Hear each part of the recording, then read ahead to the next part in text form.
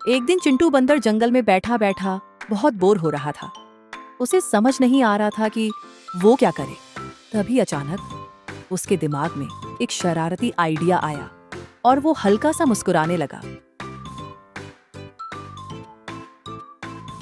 फिर चिंटू जोर जोर से रोने का नाटक करने लगा, जैसे उसके साथ कुछ बहुत बुरा हुआ हो।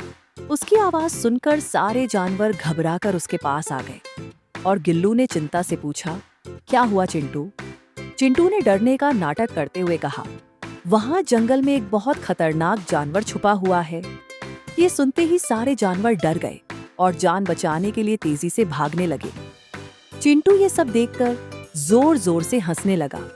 उसे ये सब एक मजाक लग रहा था। गिल्लू को ये बिल्कुल अच्छा नहीं लगा।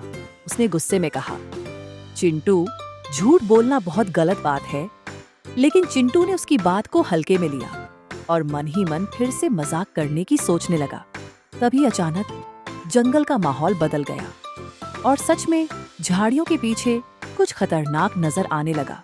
चिंटू ये देखकर डर गया, उसका चेहरा घबरा गया और वो जोर जोर से मदद के लिए चिल्लाने लगा। लेकिन इस बार किसी ने उसकी आवाज पर ध्यान नहीं दिया, क्योंकि सबको लगा वो फिर से मजाक कर रहा है। अब चिंटू सच में अकेला और डरा हुआ था। उसे अपनी गलती समझ आने लगी।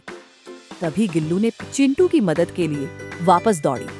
उसने जल्दी से चिंटू को पकड़ा और दोनों मिलकर वहां से भागने लगे।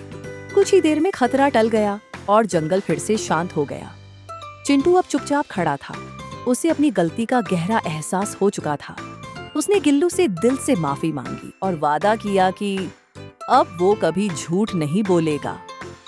गिल्लू मुस्कुराई और दोनों फिर से अच्छे दोस्त बन गए। उस दिन चिंटू ने एक बड़ी सीख ली। झूठ बोलने से लोगों का भरोसा हमेशा के लिए टूट जाता है।